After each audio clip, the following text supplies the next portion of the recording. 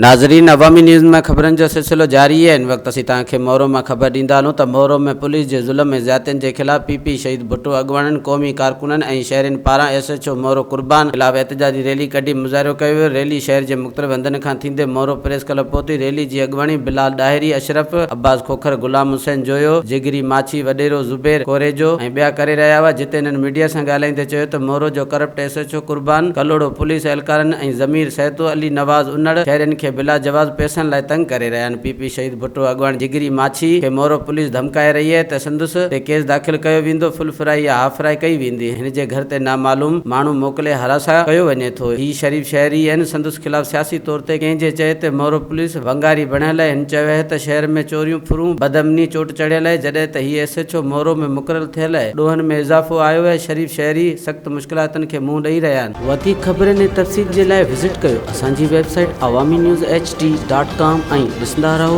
Awami news HD।